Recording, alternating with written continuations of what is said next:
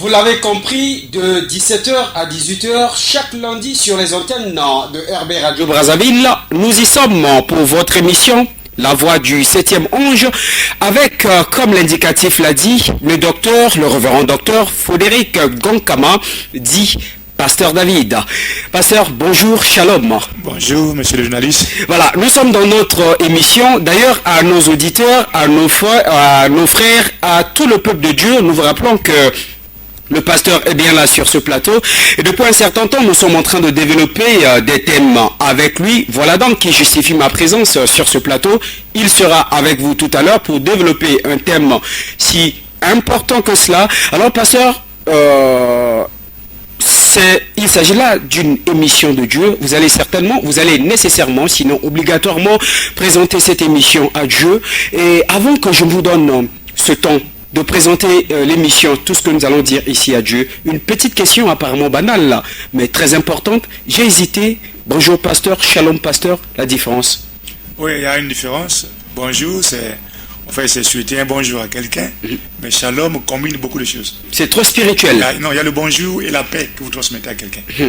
C'est ça la différence. Merci beaucoup. Alors c'était juste ce petit éclairage. Alors, amis auditeurs, peuple de Dieu, l'émission d'aujourd'hui est consacrée sur un thème très important. Le thème principal, le réveil et les signes qui l'accompagnent. C'est de cela qu'on va parler le long de cette émission avec le révérend docteur Frédéric Gonkama.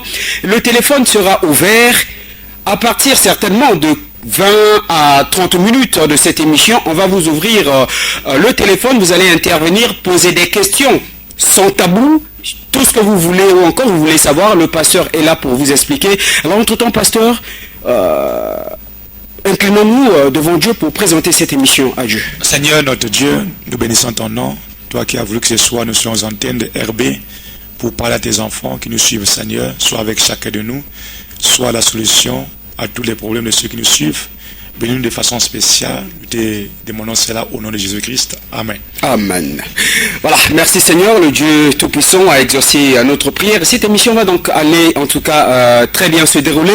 Alors, pasteur, je l'ai dit tout à l'heure, notre émission porte sur un thème très important. Le thème central, c'est le réveil et les signes qui l'accompagnent. Les auditeurs vont appeler, vous allez donner des éclaircissements sur un certain nombre de points. Mais entre-temps, vous avez un petit moment d'exhorter, d'expliquer à la population, au peuple de Dieu, ce que c'est que le réveil. C'est quoi concrètement le réveil? Et pour cela, nous allons faire un petit tour de l'autre côté de la baie vitrée pour un petit coussin musical, le temps de laisser le temps au pasteur pour une petite exhortation. Et nous reviendrons ici, cette fois-ci avec téléphone ouvert. Alors, pour répondre à cette question concernant le réveil, nous allons prendre des écritures ici dans la Bible pour essayer un peu de montrer les deux faces du réveil. Ensuite, nous pourrons parler des signes qui accompagnent le réveil. Parce qu'il est bien de dire que nous avons un réveil, mais le réveil doit avoir des signes. Voyez-vous, pour cela, je vous invite à prendre Joël chapitre 1. C'est Dieu qui parle. Écoutez ceci, veillards. Prêtez l'oreille, vous tous habitants du pays. Rien ne paraît est-il arrivé de votre temps ou du temps de vos pères. Racontez-le à vos enfants et que vos enfants le racontent à leurs enfants et les enfants à la génération qui suivra. C'est qu'à laisser le gazam, la sauterelle l'a dévoré. C'est qu'à laisser la sauterelle, le gélec l'a dévoré. C'est qu'à laisser le gélec, le asile l'a dévoré. Réveillez-vous ivrognes et pleurez, vous tous buveurs de vin, jouissez parce que le mou vous a été enlevé de la bouche. Alors le réveil, d'abord pour commencer, il s'agit de réveiller quelque chose ou quelqu'un qui est endormi. Il s'agit également de la réanimation de quelque chose. Donc lorsqu'on parle de réveil, on voit la réanimation. On voit le fait de réveiller quelque chose et de réveiller une personne. Et d'après Joël ici, ici c'est Dieu qui vient réveiller son peuple. Il dit ne dormez pas, ne continuez pas à rêver. Alors l'ennemi est venu, il vous a volé des choses. Parce qu'il y a des gens même dans leur maison, quand même ça ne marche pas, ils rêvent. Il continue à dormir. Les enfants sont malades tous les temps. Les choses ne marchent pas. Rien ne marche. Il est là les mains croisées. Alors Dieu n'aime pas cette attitude. Pourquoi il vient ici réveiller son peuple, de vous mettre debout et combattre l'ennemi. C'est ça le réveil. C'est-à-dire rentrer dans une attitude de veille, combattre l'ennemi qui vous a visité d'une manière ou d'une autre. Ça c'est un côté du réveil. Mais de l'autre côté, si nous allons un peu plus loin dans Marc 4, nous verrons là-bas que là c'est maintenant le peuple qui réveille Dieu. Le peuple qui réveille Dieu. Alors que dans Joël c'est Dieu qui vient réveiller le peuple. Tout ça c'est le réveil. Voyez-vous? Marc chapitre 4. À partir du verset 35. Ce même jour, sur le soir, Jésus leur dit, passons à l'autre bord. Donc il devait traverser, aller de l'autre côté de la rive. Tout comme une personne qui cherche à aller de l'autre côté. Par exemple, un étudiant, un élève qui est au lycée, qui cherche à aller à l'université. Alors, il est en train d'effectuer une traversée. Une personne qui est célibataire, qui cherche à se marier, il est en train d'effectuer une traversée.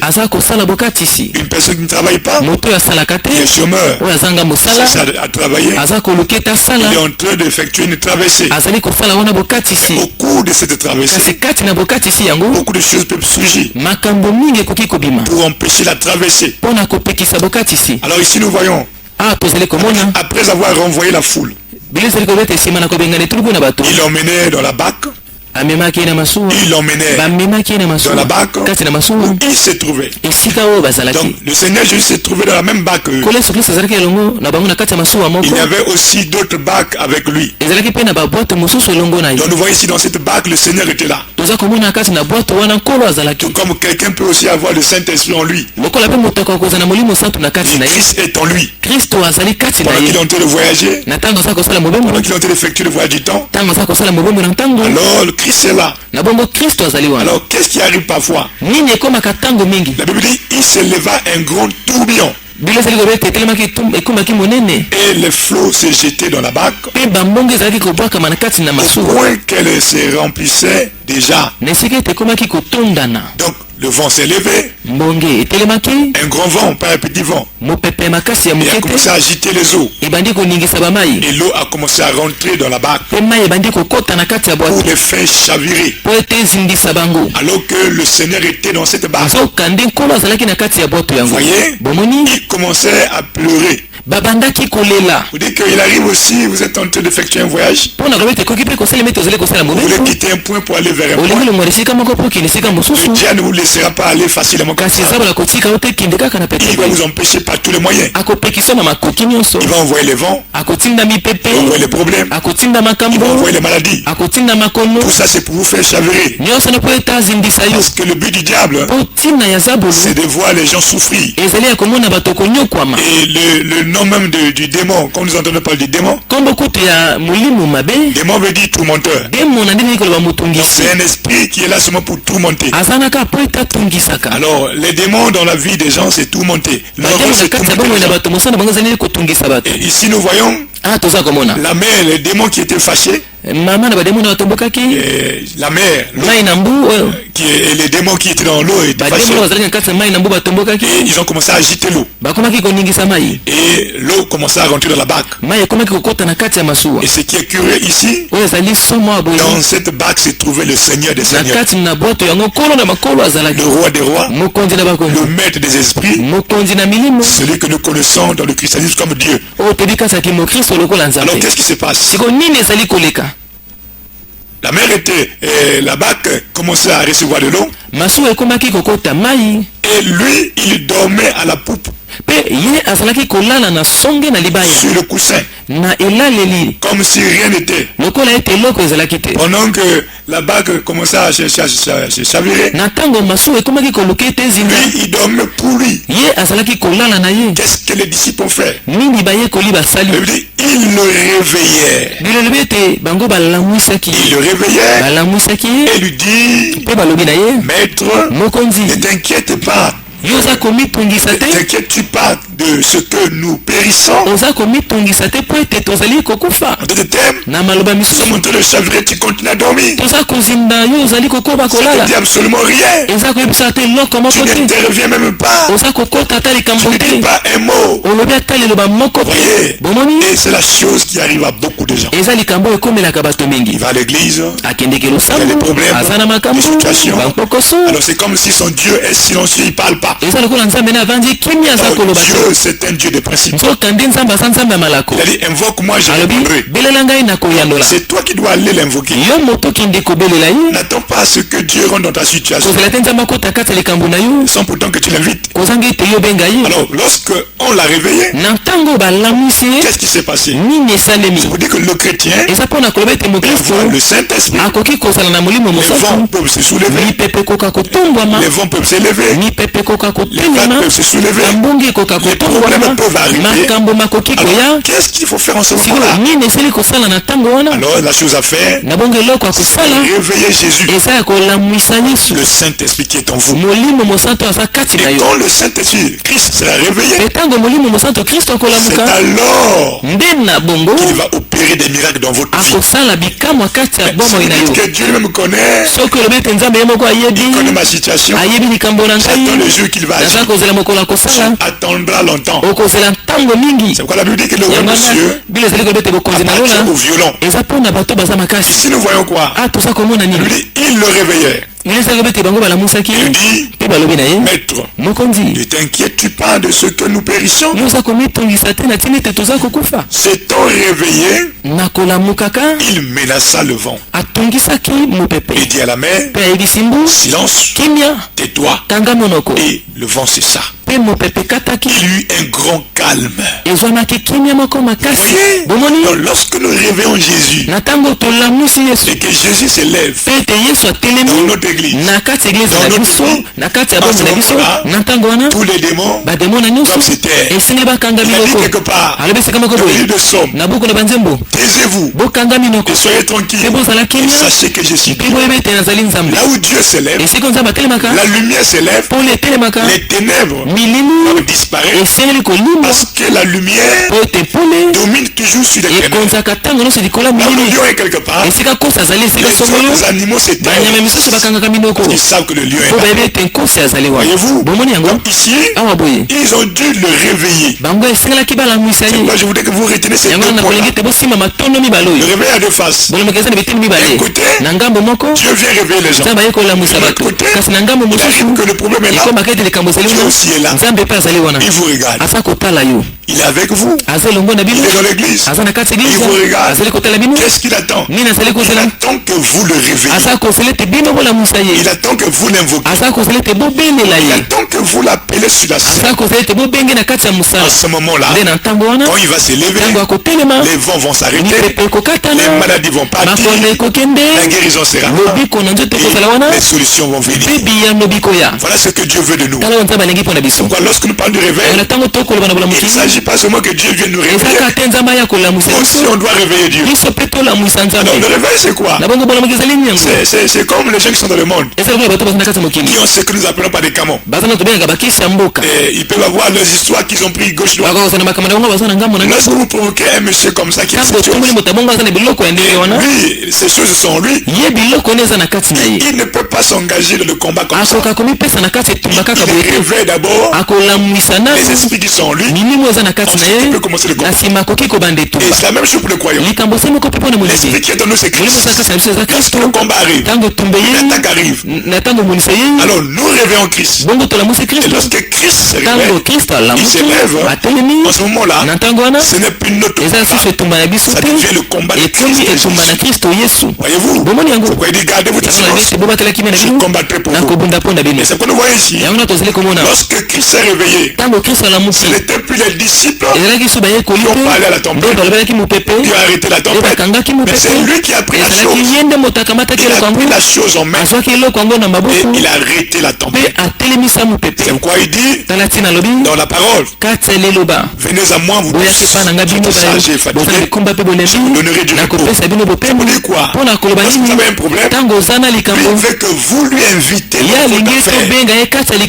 Et comme ça, il va emprunter votre affaire. Et quand il va prendre ça pour lui, sa situation, pour sa situation, il prend ça pour sa situation. En ce moment-là, vous n'avez plus à combattre. C'est lui qui va combattre. Et gardez votre silence. Je combattrai pour vous. C'est comme mon frère, ma soeur, toi qui m'écoutes à la maison, dans le bus, au travail, si tu as un problème, ça ne sert à rien de te tracasser, de te faire des maux de tête, et de chercher à mettre la corde au cou. Il y a un homme, il est tellement riche, tellement puissant, il a invité tous ceux qui ont des problèmes. Il dit venez à moi, tout ce qui est chargé, fatigué. Et souvent c'est ce qu'on entend. Je suis fatigué de ce monde, je suis fatigué de cette maladie. Si tu es fatigué, il y a un grand médecin, Jésus-Christ, qui veut que tu l'appelles. Voyez-vous, donc c'est pour dire quoi? Dans le livre de Jérémie, Dieu a posé la question au prophète. Y a-t-il pas de bombes en Galate? Y a-t-il pas de médecins en Galate? Alors il dit pourquoi la guérison de ma fille ne s'opère-t-elle pas? Alors Dieu se demande. Il envoie le médicament. Il y a des prophètes sur la terre. Il y a des pasteurs. Pourquoi les gens continuent à souffrir? Bonhomme dit, il y a deux réponses à cela. Première réponse, ça peut être le médecin ou le pasteur qui n'a pas donné le médicament qu'il faut. Nous appelons la parole, la prédication pour aider les gens. Parce que la plupart sont ceux qui ont peur de dire la vérité aux adeptes. Parce qu'ils savent que si le pas ne ils vont quitter l'église. Il n'y aura plus des offrandes des mabonza. Parce que l'église devient comme une affaire d'argent. Je crois que un vrai homme de Dieu doit dire la vérité à son enfant, même si ça blesse. D'ailleurs, la vérité a toujours blessé. Voyez, donc, s'il se met dans une position où il veut seulement voir beaucoup de gens dans l'église, avoir beaucoup de offrandes et se faire de l'argent, on n'a pas dit la vérité aux gens. Il n'a pas donné le médicament qui est censé aider les gens, les adeptes, et les gens vont mourir dans le péché, mourir dans les problèmes, mourir dans la maladie. Ça c'est un côté. Première réponse, dit le prophète Branham. La deuxième réponse, il y a aussi des moments, l'homme de Dieu, le médecin, a prescrit le médicament. Il vous a dit que pour telle situation, voilà ce qu'il faut faire. Vous trouvez ça difficile, vous trouvez ça amer à boire. Vous prenez, vous jetez, vous mettez de côté. En ce moment-là, votre maladie va continuer. C'est comme le jeune homme riche. Il était un croyant quelque part. Il partait à l'église. Il il était conscient dans son esprit, même s'il partait à l'église, il n'avait pas encore le salut. Il n'avait pas le Saint-Esprit. Et voyons ce qui s'est passé dans l'église de Jésus. Les miracles et autres. Il dit certainement, l'homme là, Jésus, peut répondre à ma préoccupation. Il est venu voir Jésus. Il dit, Rabbi, qu'est-ce que je dois faire pour hériter le royaume des cieux? Parce qu'on peut avoir l'argent sur terre, on peut avoir des camions de maison, mais le royaume des cieux c'est autre chose. Vous pouvez gagner le monde, mais gagner le ciel c'est autre chose. Alors il dit à Jésus, qu'est-ce que je dois faire pour hériter le royaume des cieux? Jésus dit, tiens, c'est une très belle question. Alors il dit, tu connais le commandement. Et lui pour esquiver, il dit lesquels? Jésus dit, tu ne voleras pas. Tu aimeras ton prochain. Tu aimeras ton Dieu. Tout ça. Oui, j'ai fait tout ça. J'ai regardé, c'est très bien. Mais Jésus te regarde. Il te manque encore une chose. Toi qui m'écoutes à la radio, tu vas à l'église, c'est une bonne chose. Paul, il arrive à Éphèse, il trouve les disciples qui étaient convertis au christianisme. Il les pose la question, avez-vous reçu le Saint-Esprit? Vous avez cru? Tu pries depuis 5 ans, est-ce que tu as déjà reçu le Saint-Esprit? Parce que le Saint-Esprit c'est ça le plus simple pour aller au ciel. Alors, ce jeune homme riche n'avait pas le don. Son pasteur ne peut pas lui donner ça aussi. Parce qu'il n'y a que Jésus qui a la réponse à cette question. La vie éternelle ne vient que de Jésus. Aucun homme ne peut vous la donner si ce n'est pas par Jésus-Christ que vous pouvez la voir. Alors Jésus regarde, tout ce que tu m'as dit là, c'est bien. Tu vis c'est un commandement, c'est une bonne chose, mais il te manque encore une chose.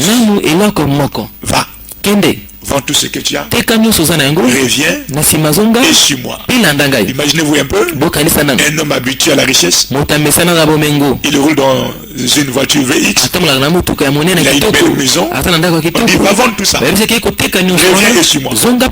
Vous voyez ça? Il faut être un élu pour faire ça.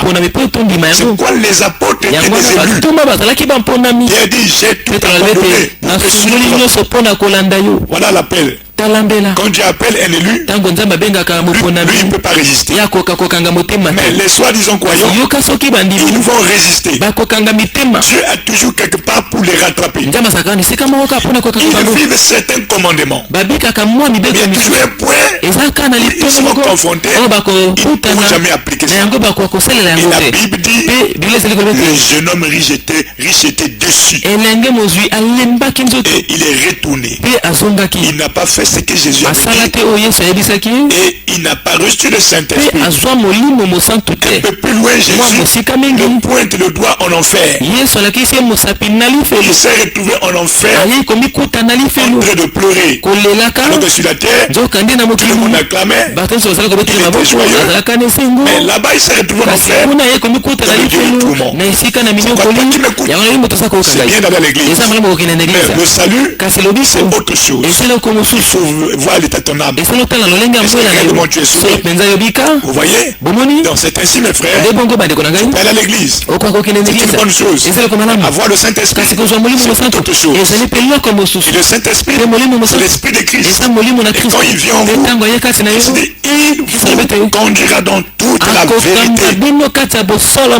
Comment ton Saint-Esprit réunit les Écritures?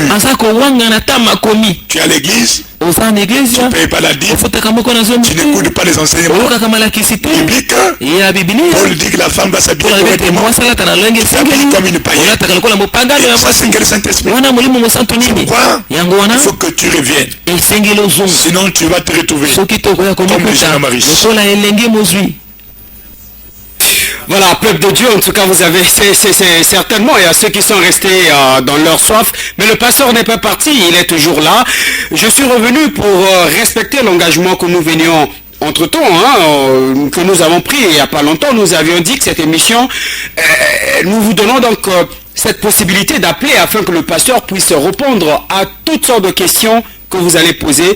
D'ailleurs, cette petite exhortation, le pasteur a dit beaucoup de choses, mais qui certainement n'ont pas été compris par tous. Alors, le pasteur, d'ailleurs, je dis au peuple de Dieu que nous ouvrons le téléphone, le numéro c'est le 05 579 32 42.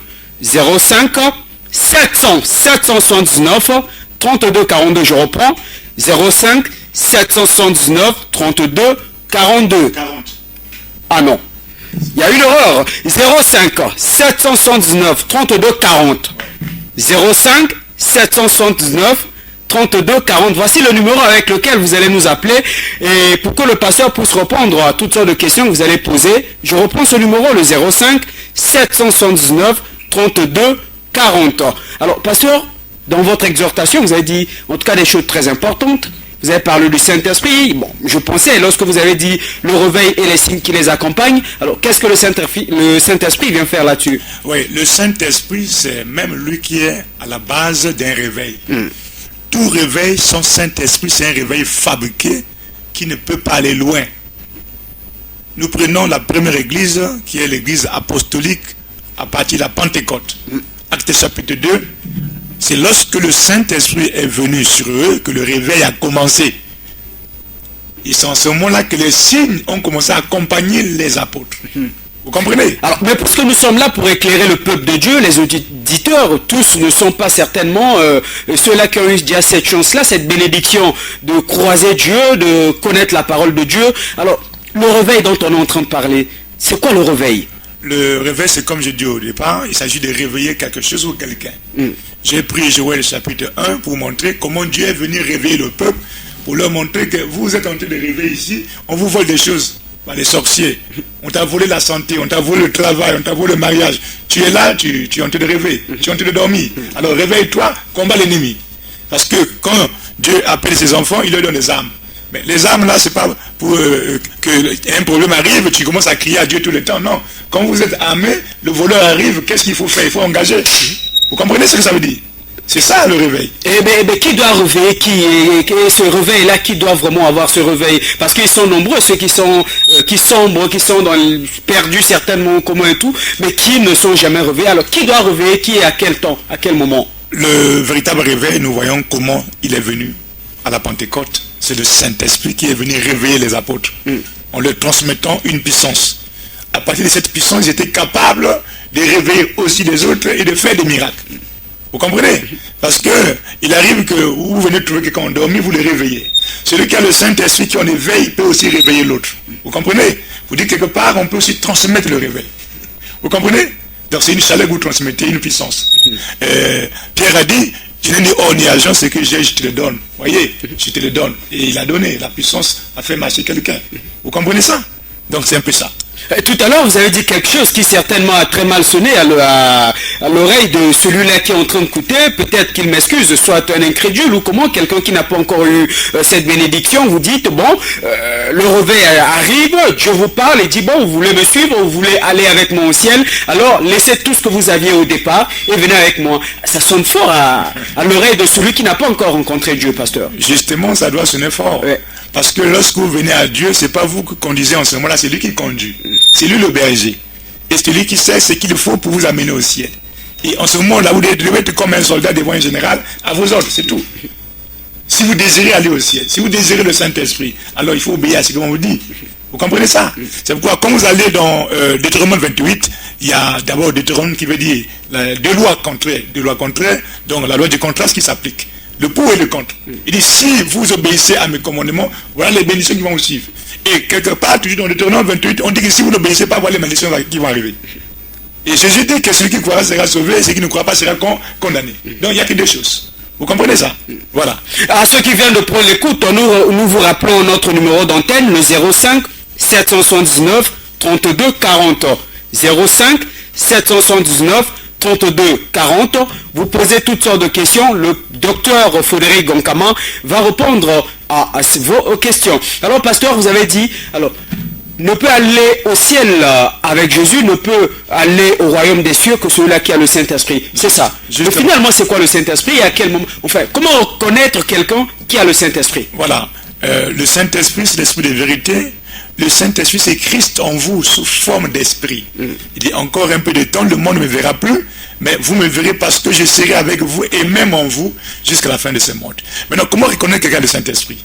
Il dit, quand le Saint-Esprit viendra, il vous annoncera tout ce que je vous ai prêché et il vous conduira dans toute la vérité. Vous dites quoi? Quand quelqu'un a le Saint-Esprit, le premier signe c'est quoi? Il croit toute la parole, même si c'est dur. Même si ça condamne sa vie, il dit amen à ça.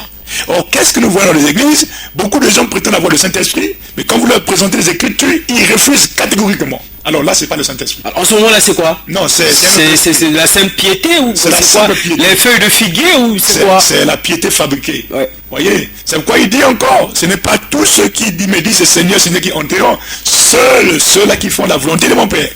Vous comprenez? Donc ici, il s'agit d'appliquer une certaine volonté qui est déjà là. La volonté, c'est la Bible. Voyez, la Bible dit que toute écriture est inspirée de Dieu.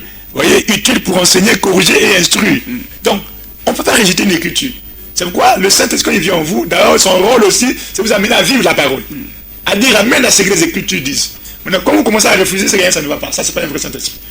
Hier, lorsque le Saint-Esprit est descendu sur les apôtres, on parle en termes de ce jour-là, le jour de la Pentecôte. Ouais. Alors, ce jour-là, il y avait eu, le Saint-Esprit s'était manifesté à travers un certain nombre de signes. Il y en a qui parlaient en langue et autres. Alors, aujourd'hui, on voit dans des églises également les mêmes choses. Bon, pendant le culte, celle-là ou celui-là tombe là-bas. Et bon, des parler en langue et parfois certaines choses qu'on ne peut même pas comprendre. Bon, alors, comment distinguer cela? Oui, le Saint-Esprit, d'abord, on parle en langue, parce que Dieu, c'est lui qui a fait toutes les langues. Le Saint-Esprit fait des miracles, guérit des malades. Nous avons un auditeur au bout de fil, et nous le prenons. Allô? Ah, il est parti. En tout cas, vous pouvez revenir. Le numéro, c'est le 05 779 32 40. 05 779 32 40. Oui, pasteur, nous étions en train de parler des manifestations. Je confirme que le Saint-Esprit parle en langue dans une personne.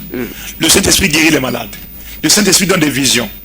Mais la meilleure façon de reconnaître c'est réellement le Saint-Esprit, parce que tout c'est sur le diable, le démon imite ça. Les sorciers parlent en langue, les féticheurs parlent en langue. Mais comment savoir que la personne a réellement le Saint-Esprit? C'est là où il y a problème. Voilà, il faut voir son attitude dans la parole, devant la parole. Quand on prêche la parole, est-ce qu'il est prêt à dire amen à la parole, mot pour mot, mot à mot? Jésus dit dans Matthieu 4:4 que l'homme ne vivra pas du pain seulement, mais de toutes les paroles qui sortiront de la bouche de Dieu. Nous voyons parfois dans nos églises des gens qui vous disent qu'ils ont le Saint-Esprit, ils parlent en langue, mais vous voyez les habillements, ça ne marche pas. Voyez? Aujourd'hui, c'est comme si c'est des démons qui ont pris les gens. Ah, donc ça doit être accompagné. Non, ça doit être accompagné. Oui. Le Saint-Esprit, c'est lui qui a écrit la Bible, ok? Il dit, quand il viendra, il va vous rappeler ce que j'ai dit, et il vous conduira dans toute la vérité. La vérité, c'est quoi? Mais c'est la Bible. La vérité, c'est pas ce que tu as appris à l'école là. D'abord, à l'école, on nous a appris des choses, certaines choses. Au collège, après, on arrive au lycée, on a changé. Voyez, on dit d'abord la science est voulue par et corrigée. Mais la parole, c'est pas comme ça. Voyez, la parole, c'est une vérité absolue. Il est, je suis Dieu, je ne change pas. Jésus qui c'est le même hier, aujourd'hui et pour toujours. Si hier, il a interdit aux femmes de mettre les vêtements des hommes, aujourd'hui, il a interdit ça. Ça ne change pas. Alors, pasteur, moi, je suis déjà allé sur invitation d'un frère, bien sûr, dans une église. Pas forcément l'église là où j'ai l'habitude d'y aller, ou comment. Ce qui est vrai, je ne donne pas ma position sur ce plateau. Mais entre-temps, j'ai déjà eu cette chose-là. Je suis allé dans une église où il y a eu une sœur qui est tombée, qui était en train de parler, qui roulait par terre et tout. Mais au finish, le pasteur dit, la sœur là est possédée, et il demande à d'autres frères d'aller imposer les mains à cette sœur. Alors, comment est-ce que vous expliquez cela? C'est simple. Moi qui étais là, qui était un simple invité, je me disais que c'est le Saint-Esprit qui est arrivé. Non, c'est simple à reconnaître, rien que par la façon de se manifester. Lorsque le Saint-Esprit rentre dans une personne, il y a une certaine façon de se manifester. Là, c'est l'esprit, par exemple, du serpent. Vous voyez, vous allez voir la personne commence à ramper sur terre comme un serpent. Ah bon? Oui, je vous dis la vérité. Si c'est l'esprit de sirène, je vous donne des signes. Parfois, c'est la personne croise les pieds. Vous comprenez? Oui. Oui, allez-y. Non, mais pasteur, dites tout puisque vous êtes en train de parler aux auditeurs. Vous êtes suivi, oui. Justement, parce qu'on est de la matière. Oui. Lorsque vous tombez, je vous observe. Je constate que vous freinez les pieds. Vous croisez les pieds. Ça, c'est l'esprit de sirène. Ah bon? Oui. Vous tombez, vous commencez à ramper par terre comme un serpent. C'est l'esprit des serpents. Et quand tu prononces le nom, tu verras comment la personne va réagir. Et c'est comme ça. Ah bon? Oui. Alors que le Saint-Esprit, c'est autrement. Donc les manifestations, ça décrit même l'esprit qui est dans la personne. Rien que par la manifestation. Là, il n'y a que le pasteur qui peut connaître ça. Des fois, tu vois une personne qui ferme le front, qui ferme le coup de poing, qui cherche à venir te donner un coup de poing. Ça, c'est un mauvais esprit. Ah bon? Oui. Mais les scénarios que nous suivons à travers les chaînes de télévision, écoutez, moi je suis pas là pour juger des églises et autres, mais on voit parfois, bon, quelqu'un tombe et puis qui se met à dire des choses. Alors, il y a un phénomène qui se produit là. Oui, le Saint-Esprit. Le Saint-Esprit aussi opère de la même manière. Justement. Ouais. D'abord, le Saint-Esprit, c'est lui qui est le maître même de ces choses. Le diable ne fait que copier ce que Dieu fait. Vous comprenez? Mais il y a une façon ou une autre de repérer le diable. Parce que lui, c'est un imitateur. Dieu, c'est lui l'original. C'est lui qui produit ces choses. C'est lui qui a créé même les dons. Mais le diable, c'est un pervertisseur. Il vient gaspiller les dons dans les églises. Vous comprenez? C'est pourquoi dans 1 Corinthiens 12, on nous parle du don de prophétie, de parler en langue, le don de foi, le don de sagesse. Tous ces dons-là, c'est le Saint-Esprit qui a créé ça. Et il a mis ça dans les hommes. Vous comprenez? Oui, dans le but d'édifier son église. Je m'explique. Quelqu'un vient à l'église, il a un problème qui est caché. Dieu peut rentrer par moi, il lui révèle ça. J'étais à Kinshasa, ils avaient des problèmes dans une église, je ne connaissais pas. Mais je commence à prêcher, le Saint-Esprit m'amène dans nos histoires que je ne connaissais pas. Alors à la fin, c'était compliqué. Vous aussi, vous avez roulé par terre? Non, je ne roule pas par terre. En fait, il y a deux sortes de manifestations du Saint-Esprit. Il y a ce que nous appelons par le Saint-Esprit, la manifestation du Saint-Esprit avec les sensations. Et chez vous, c'est le vrai? Non, je suis en train de montrer quelque chose d'abord. Souffler. Il y a ce qu'on appelle par la manifestation du Saint-Esprit avec sensations et la manifestation du Saint-Esprit sans sensation. D'autres sont appelés à avoir des sensations. C'est des gens que vous voyez qui rentrent, qui commencent comme s'ils commencent à danser là. Ça, c'est avec sensation. Ça peut être authentique, tout comme ça peut être authentique. D'autres, par contre, tu ne vois pas faire les danses ou quoi, les gestes, mais il est là, il commence à avoir des visions sur toi. Vous voyez, il entend des voix. C'est que moi, quand je monte à la chaise, je parle, j'entends la voix de Dieu comme je t'entends. Vous comprenez ça? Donc, le Saint-Esprit se manifeste pour eux. C'est comme si quelqu'un me parle comme ça et je l'entends. Vous comprenez? Donc, il y a, comme dit Paul, il y a diversité d'opérations, mais le même esprit. Vous comprenez? Donc, c'est dans ce sens-là. Alors, pasteur, en ce moment-là, les personnes qui sont visitées par ce faux Saint-Esprit, s'il faut utiliser ce terme, ils sont conscients de cela ou comment? Non, vous savez... Quelqu'un qui, certainement, comme vous avez dit tout à l'heure, un esprit de sirène ou encore de serpent, qui commence à rouler comme un serpent par terre, est-ce qu'il en est conscient lui-même? Il y a d'autres qui sont conscients, d'autres sont inconscients. Vous comprenez ce que vous avez dit? C'est comme nous parlons de la sorcellerie consciente et la sorcellerie inconsciente. Vous comprenez?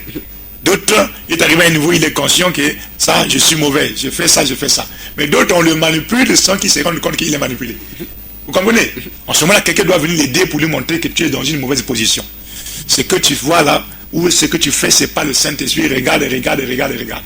Et si c'est un élu, une sémence de Dieu, il va obéir, il va s'aligner à ce que vous allez lui dire. Mais si ce n'est pas un élu, il va vous amener dans des débats inutiles. Vous comprenez? Qui n'aboutiront jamais à quelque chose. Voyez-vous? Donc c'est un peu ça. Voilà, nous vous rappelons encore notre numéro d'antenne, le 05 779 32 40. 05 779 32 40, c'est le numéro par lequel vous allez joindre tout. Maintenant même, au moment où nous émettons, le pasteur Frédéric Gonkama. Pasteur, nous étions en train d'appeler donc, et plutôt de parler du Saint-Esprit, surtout chez les femmes. Alors, il y a des femmes, vous avez tout à l'heure parlé des ministères, les femmes qui prophétisent, les femmes qui prêchent. Alors, le ministère de la femme, parlez un peu de la femme. Est-ce que la femme du pasteur est pasteur? D'abord, il faut commencer par la Bible. C'est pourquoi j'ai dit le Saint-Esprit ramène à la Bible. Celui qui a écrit la Bible, surtout le Nouveau Testament, c'est Paul. Donc la Bible là, le Nouveau Testament, c'est Paul. Le reste là, on fait qu'on complète des choses complétées. Paul, par le Saint-Esprit, dit qu'il est mauvais pour une femme de dominer sur les hommes. Bon, lorsque vous prenez une femme, vous mettez à la tête d'une église, c'est pour l'amener à dominer. Alors déjà, pour Dieu, ça ne marche pas. Et quand il parle, il dit, comme dit la loi, donc depuis l'Ancien Testament, Dieu ne veut pas que la femme domine sur l'homme. Parce que l'homme a été créé avant et la femme après. Et l'homme est le chef de la femme. Donc, un homme qui se laisse dominer par une femme comme ça, c'est un efféminé. Voilà. Vous voulez déjà là par là dire que la femme n'a pas donc ce droit-là de prêcher? La femme peut prophétiser, peut parler en langue, peut prier pour un malade, mais prêcher, prendre l'autorité sur les hommes, Dieu refuse ça. Ah bon? 1 Corinthiens 34, verset 36 jusqu'à 37. On peut prendre Timothée. Il y a beaucoup de passages. On peut prendre Apocalypse chapitre 2. Dieu interdit ces choses-là. Donc quand les gens font ça, je ne sais pas pourquoi ils font ça. Bon, quelque part, tu te dis que les femmes âgées peuvent aider les femmes, les jeunes femmes, par les conseils. Ça, c'est normal. Donc, une femme peut être là à conseiller, moitié de la parole, bien sûr. Entre elles. Entre elles, ça, c'est d'accord. Mais pour l'autorité sur les hommes, Dieu ne veut pas ça. Alors, pasteur, lorsque vous avez dit le réveil, puisque nous sommes, notre thème principal, c'est le réveil, lorsque vous avez dit le réveil et les signes qui les accompagnent, c'est donc le Saint-Esprit dont vous êtes en train de parler, parmi les signes qui accompagnent le réveil? Observez comment les choses sont parties dans Actes des Apôtres. Actes chapitre 1, c'est Jésus qui est parti, qui donne la promesse. Actes chapitre 2, c'est le Saint-Esprit qui vient dans l'église. Actes chapitre 3, c'est là où les miracles commencent. C'est là où on nous parle de Paul et de Pierre qui partaient avec l'autre disciple vers le temple. Ils ont trouvé un homme qui était impotent, donc estropié, qui était là depuis des années. Le monsieur tend la main pour demander l'argent. Ils ont dit, nous on n'a pas l'argent. C'est Pierre qui prend la parole pour dire, je n'ai ni or ni argent, mais ce que j'ai, je te le donne, lève-toi et marche. Vous comprenez? La personne s'est mise debout. Nous avons un auditeur au bout de fil, je crois qu'il est là. Allô? Ah, il y a un problème de réseau, certainement. Oui, pasteur, allez-y. Oui. En tout cas, le numéro, c'est le 05 779 32 40. 05 779 32 40. Pasteur, il revient. Allô? Allô? Oui? Je voudrais savoir sur le réveil. Comment ça fonctionne le réveil et comment on peut savoir que le réveil est dans le pays. Vous pouvez reprendre votre question? Je voudrais savoir comment fonctionne le réveil et comment on peut savoir que le réveil est dans le pays. Ah, d'accord. Merci beaucoup. Pasteur, vous avez compris la question. Merci beaucoup. Le pasteur va répondre à cette question. Alors, il dit, il veut savoir si le réveil tel qu'au Congo ici, comment comprendre que le réveil, comment connaître le réveil. Bon, je crois que vous avez répondu à cette question, mais l'autre certainement n'a pas suivi. Et puis, comment savoir que le réveil est dans le pays. Bon, lui, il parle de pays. Ouais. Tel que le Congo aujourd'hui, bon, le réveil est au Congo. Voilà. Justement, j'ai écrit le livre sur le voyage du réveil. Et j'ai parlé du réveil des deux Congos. D'abord, il faut identifier ce que c'est que le réveil, ok? J'ai dit au départ que le réveil, d'un côté, c'est Dieu qui vient réveiller les hommes qui sont endormis, dans les insommeils, ça peut être les problèmes, tout ça. Dieu vient vous réveiller pour dire que non, cette situation, cette condition, c'est pas bon comme ça. Je ne l'ai pas créé comme ça. Oui, Dieu n'a pas créé un homme pour souffrir, pour être malade et tout.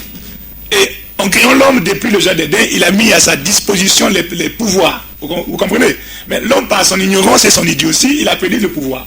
Mais la grâce de Christ est venue pour nous ramener à là où nous étions au commencement. C'est-à-dire, le pouvoir qu'on avait, tout ça, le Saint-Esprit est revenu à la Pentecôte. Et lorsque le Saint-Esprit vient à la Pentecôte, c'est pour faire quoi? C'est pour réveiller ces gens-là, pour leur donner la puissance. Il dit, vous recevez une puissance. Le Saint-Esprit viendra sur vous. Et quand le Saint-Esprit est rentré, alors c'est le réveil qui a commencé. C'est pourquoi il dit qu'il n'y a pas de réveil sans le Saint-Esprit.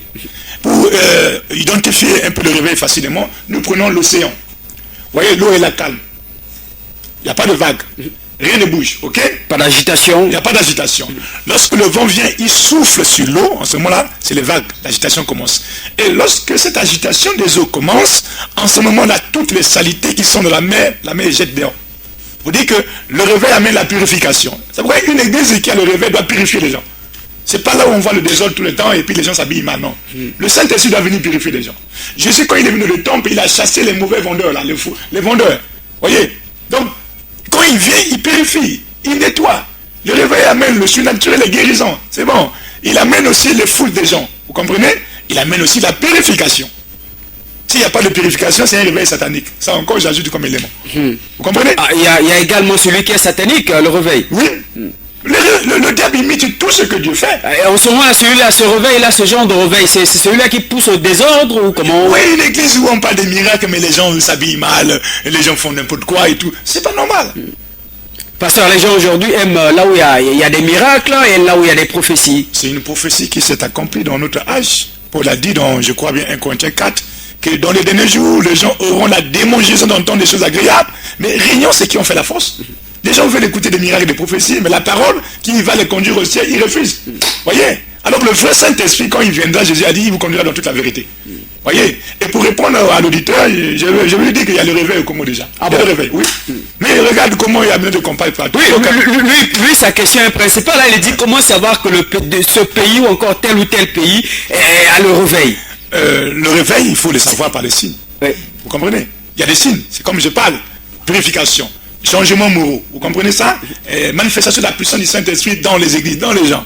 Ce sont des signes qui caractérisent un réveil. À la Pentecôte, l'onction est descendue. Acte chapitre 2.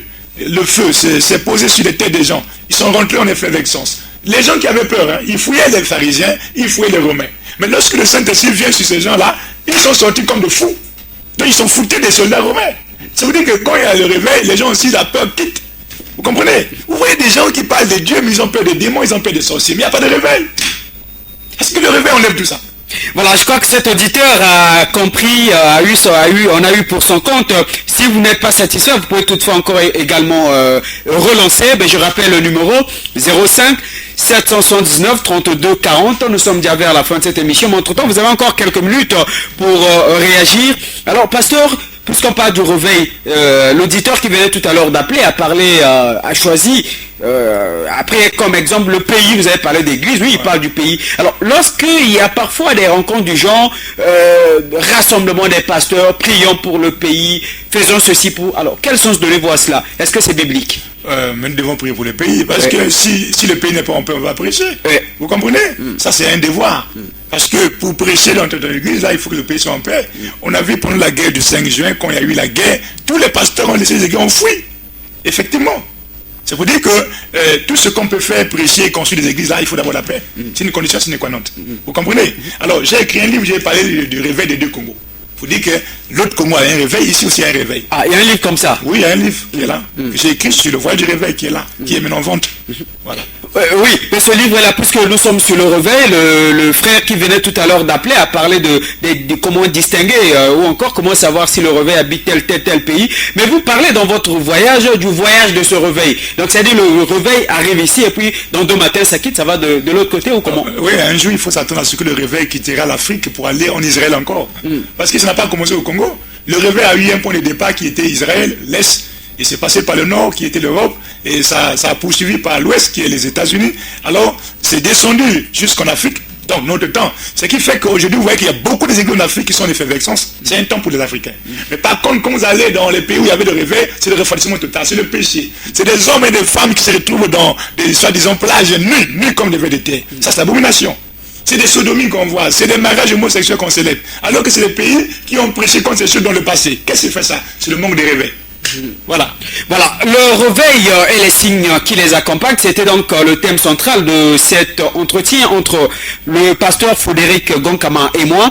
Le numéro de téléphone, c'était le 05 779 32 40. Alors, il y a certainement ceux qui ont vous tenté d'appeler, faute de réseau commun. Alors, pasteur, nous sommes donc arrivés à quelques minutes, à 2 minutes certainement de la fin de cette émission. Vous avez certainement un mot de fin, ce que vous n'avez pas pu dire, ce que vous n'avez pas pu développer. Je vous donne 1 minute pour résumer tout cela. Oui, ce qu'on peut dire, c'est que aujourd'hui, de façon universelle, le réveil en Afrique. Voyez, observez la plupart des pays africains, comment Dieu se manifeste. Chose qu'on ne voyait pas hier. Hier, nous étions des animistes. C'était les traditions des pères. C'était des fétichismes et tout. Mais regardez, même quand il y a des fêtes de fin d'année, vous ne voyez pas qu'il y a maintenant un impact sur ces choses-là. Les fêtes là, les gens s'en foutent maintenant de ça. Donc, il y a comme les ténèbres qui sont en train de dissiper là. Et le réveil dissipe les ténèbres. Et je vous dis, si Jésus tarde à venir et que ce réveil continue, ça va s'amplifier jusqu'à ce que vous allez trouver la plupart des sociétés comme ça au village. Parce que le réveil étouffe les ténèbres. Vous comprenez ça? Donc, ce que je peux dire à ceux qui nous suivent, il y a un livre qui est sorti sur le réveil, le voyage du réveil. Si vous voulez découvrir qu'est-ce que le réveil avec les citations bibliques et autres, vous allez prendre ce livre-là et puis ça va vous aider beaucoup. Voilà, le livre est intitulé Le voyage du réveil. C'est écrit par le révérend docteur Frédéric Gonkama.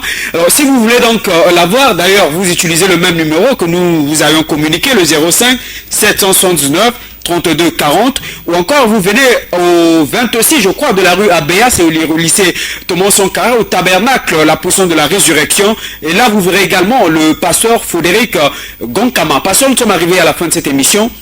Peut-être un mot de prière. Oui, pour ceux qui nous suivent, si vous êtes malade, touchez la partie malade. Vous avez un problème, levez la main, on va prier. Notre Dieu couvre le temps et l'espace, il va vous guérir.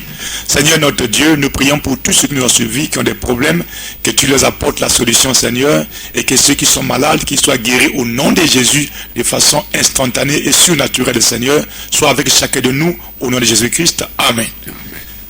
Amen. Voilà, c'est la fin de cette émission. Merci donc à Maz Mazila qui était donc de l'autre côté de la technique. La coordination a été assurée par Juscelin et Landa. Fin de cette émission, voilà, nous allons donc nous retrouver une fois de plus le lundi prochain, même heure, même antenne, et ce sera avec le même plaisir et avec le même pasteur. Au revoir.